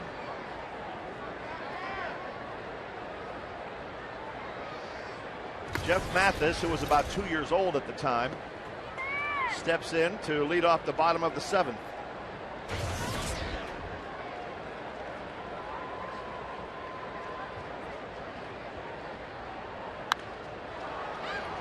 Pop foul, out of play.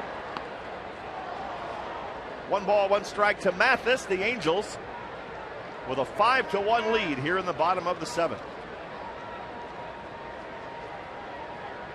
Oakland beat Texas tonight 9-4, snapping a 4-game losing streak for the A's. Texas, however, stays in first place by half a game over Seattle. They lost to Kansas City, and the Royals coming in next, playing well. 18-11. They've won 6 in a row. A great pitching matchup here Saturday. Zach Greinke of the Royals and Joe Saunders. Mathis grounds out, leading off the 7th. Well, that should be outstanding. Two young, very good pitchers. Saunders had his best fastball of the year the other day against the Oakland A's. He's just thrown 92, 93. Was still able to sink that fastball and use the changeup too, but he's been very good for the Halos. So his last couple starts and giving innings too to Mike Soch. That's what he wants, innings and outs. Sean Figgins at the plate. 2 for 3 tonight, and now 3 for 4. First ball swinging, another base hit for Figgy. The power of Mr. T. That's what did it.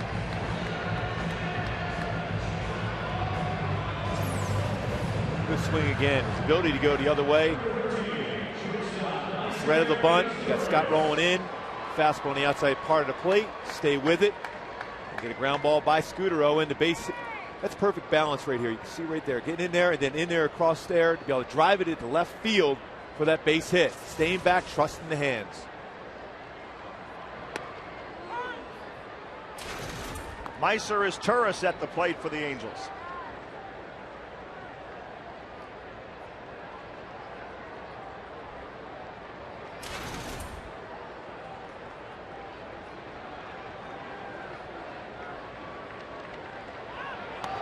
Figgy's running, and he's in there.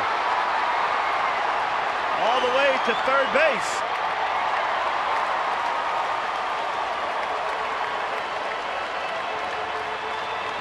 Rod Barras really didn't have much of a chance on this. Ray again, not particularly fast to the plate. Sean Figgins with a great jump. With the movement going, 3-4 steps before the pitch is delivered. Slide in, picked up the throw, saw it was in the outfield. Scudo tried to knock it down, able to do so. Now a third base brings the infield in. Anytime the infield in, the batter has a better chance of getting a base hit. Batting averages go up. Broken bat into right field. Base hit is Turris, knocks in Figgins. 6-1 Angels.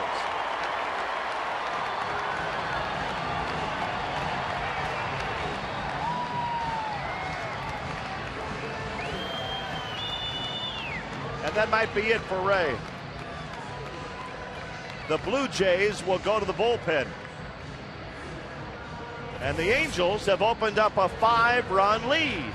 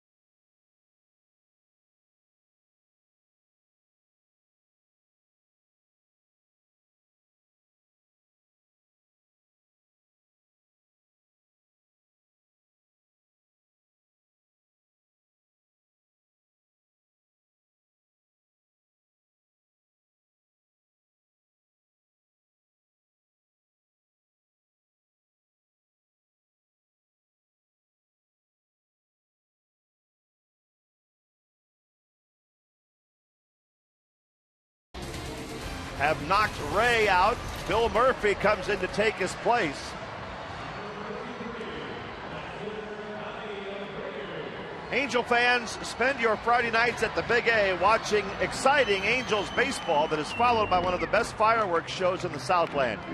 The next Big Bang Friday takes place tomorrow night as the Angels host the Royals. Visit the Angels Stadium ticket window or log on to angelsbaseball.com to purchase your tickets today for tomorrow. Bill Murphy's got a pretty good fastball, 89 to 92, and our in and out, who's in, who's out. Bill Murphy in. Robert Ray is now out of the ball game. 6 games, got a good ERA, 2.35. Also has a curveball and a changeup.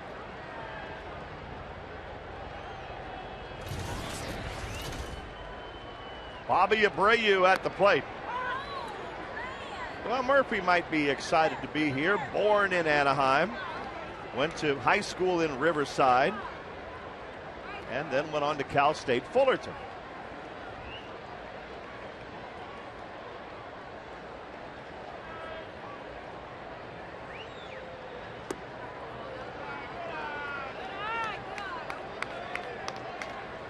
He had a little bit of big league experience with the Arizona Diamondbacks a couple of years ago.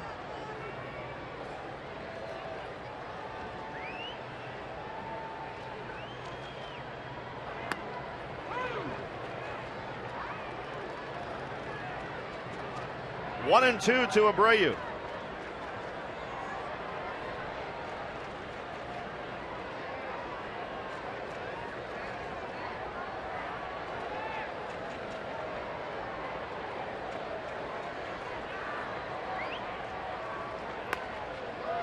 Just outside, 2 balls, 2 strikes.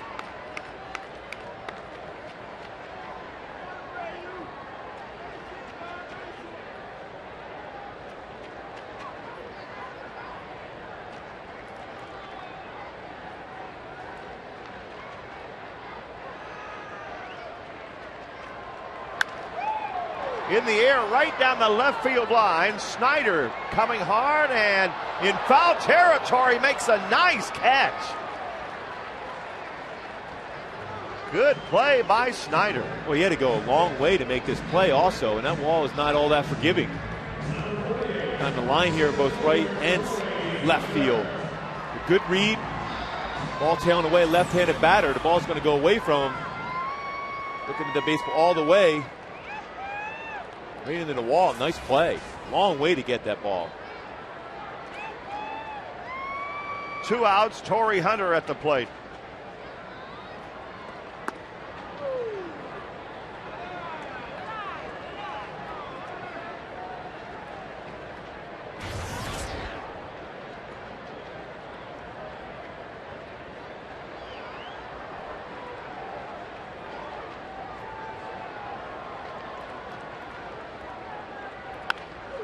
Right back to the mound, and Murphy underhands it to first for the out. Through 7 now, 6-1 Angels.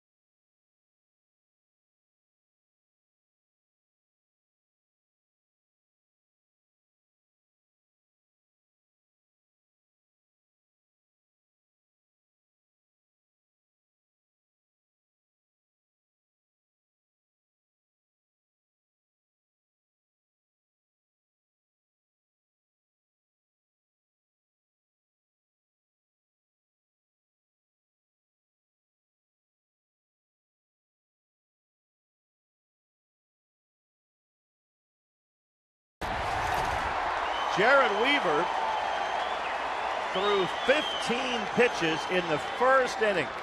He hasn't thrown more than that in any inning. He's really been cruising tonight. And first pitch swinging, Overbay fouls it away.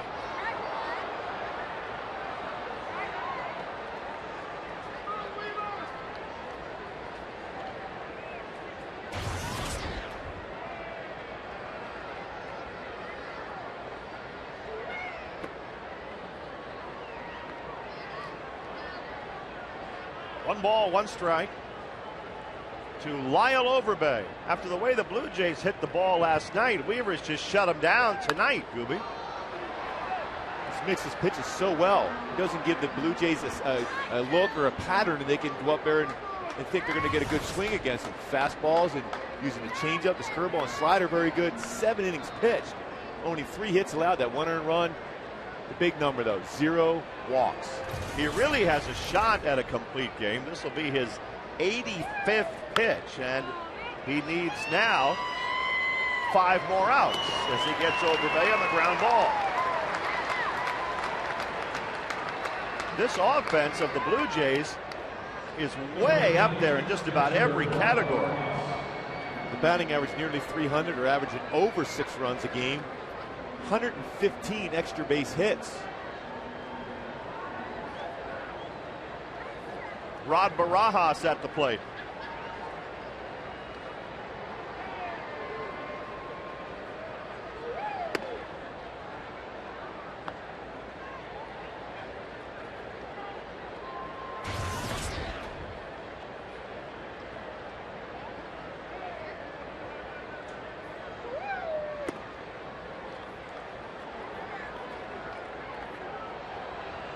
Weaver 2-0 to Barajas.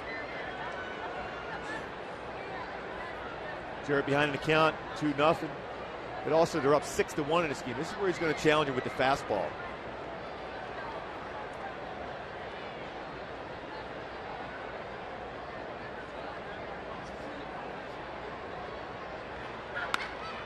He did, and he got him to pop it up. 2 outs in the 8th. Now the Home Depot doing more on defense. Travis Snyder makes the great play down the line on a foul ball.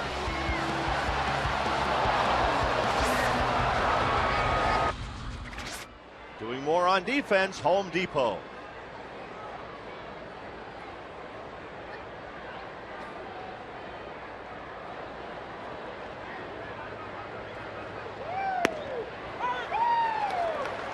Jared, if he can get through this batter right here, a chance to pitch in the 9th inning for the first time in his career at the big league level. But an opportunity to get a complete game. And he's ahead of Snyder 0-2. Well, look at that, 90 pitches, 63 of them strikes. And he's not pitched into predictable pitch sequences at all throughout. And Mike Butcher's got to be ecstatic what he's seen out of Jared Weaver tonight and this whole season. Same thing with Mike Scioscia.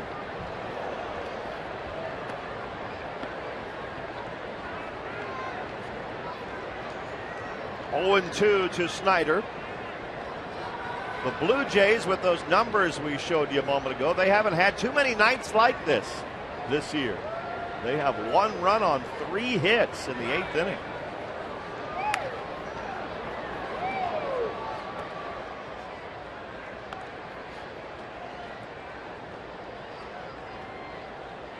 Travis, he's Hulkamania. The Hulkster. Looks like you, Rory. Very similar, yes, when I take my shirt off.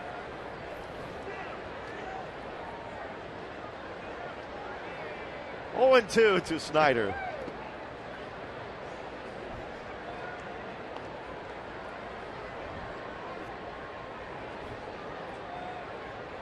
One ball, 2 strikes.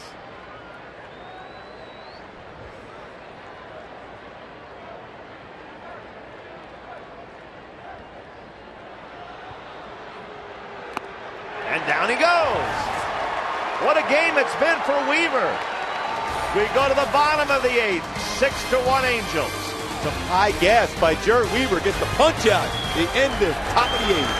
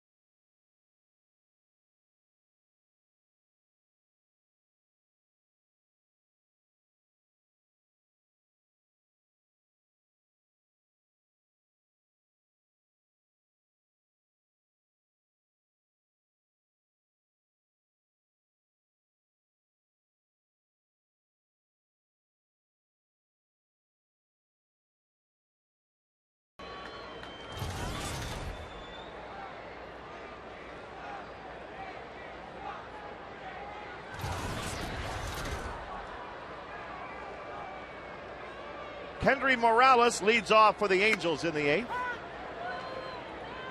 Kendry hit one out last time up. And then he ran around the bases almost as fast as you can. Well, he was flying around. Covered that baseball also, right center.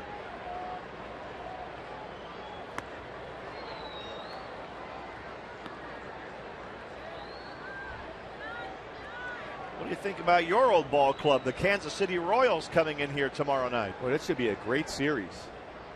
Their pitching staff's been dominant so far. Their bullpen deep. Zach Greinke going against Joe Saunders. Saturday, it's going to be a lot of fun. This whole series. They beat Seattle 3-1 tonight. Morales goes down on strikes. 1 out. Angel fans, Fox Sports West is now on Twitter. Follow us at twitter.com/Fox Sports West to receive breaking news and updates on your favorite SoCal teams.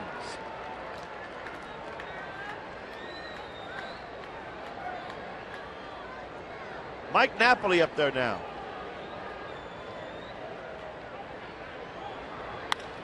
He hits one hard to left field, but got it off the end of the bat a little bit.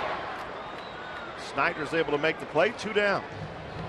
It's going to be a good one, too. Gil Metz going against Matt Palmer, who was outstanding his last time out. He's beat 2 good offensive clubs. Tigers, Yankees. What a series. That root for the Angels. Would have thought the Royals at this point be in first place, and the Angels playing some solid, consistent baseball, recovered from a tough one last night and played solid ball throughout so far tonight.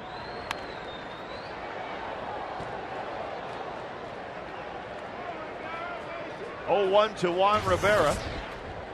So one first place team in the Blue Jays will leave, and another one, the Royals, will come in. And that win by the Royals today was their 6th in a row.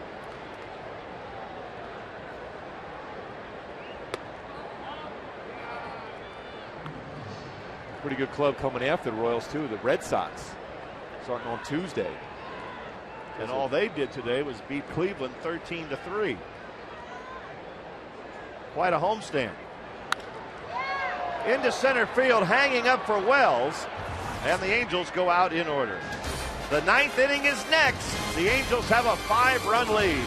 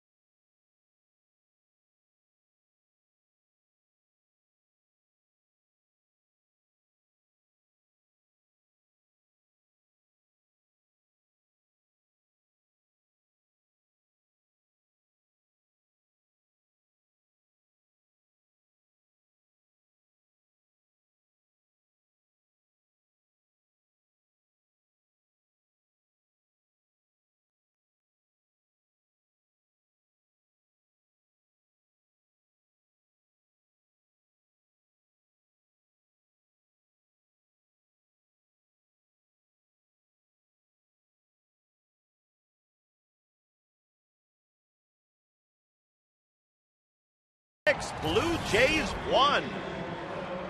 Fans, Major League Baseball and People Magazine are looking for individuals who have made a difference in their community. 30 everyday All-Stars will be honored at the 2009 All-Star Game in St. Louis. To nominate somebody, visit peopleallstars.com. And don't forget to send your favorite Angels to the Midsummer Classic by voting on angelsbaseball.com. Marco Scutaro pops the first pitch up. Kendrick gives way to Abreu, who makes a basket catch. Jarrett says that was a little too close for comfort.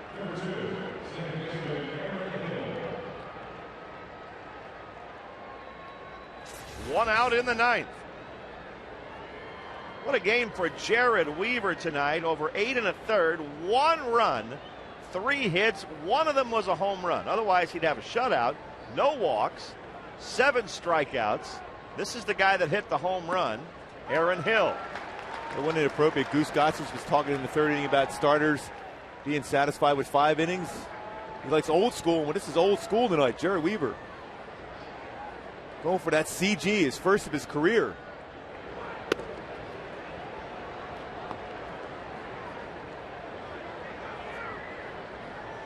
One ball, 1 strike.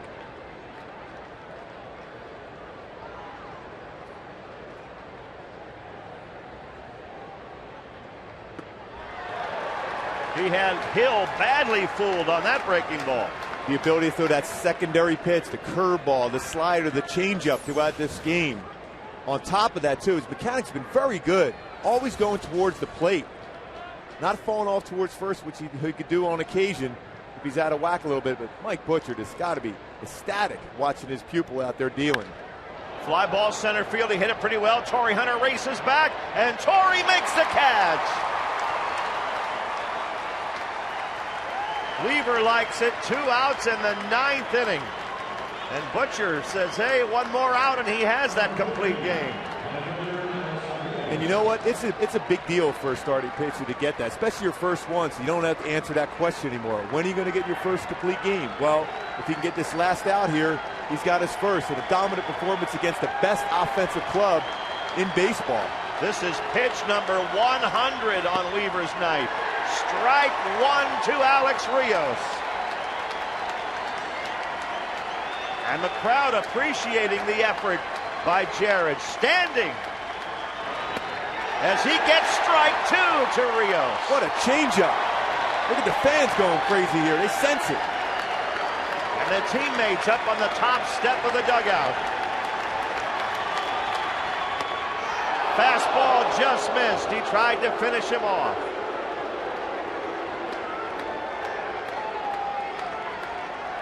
One and 2 to Rios. Jared Weaver comes back 1-2. And did he go around? He did. Struck him out. Jared Weaver, a complete game win. His first complete game. Just another Halo victory. Outstanding by Jared Weaver. This is a club yesterday that scored 13 runs the Blue Jays did. We talked about establishing the fastball, get him out with your secondary.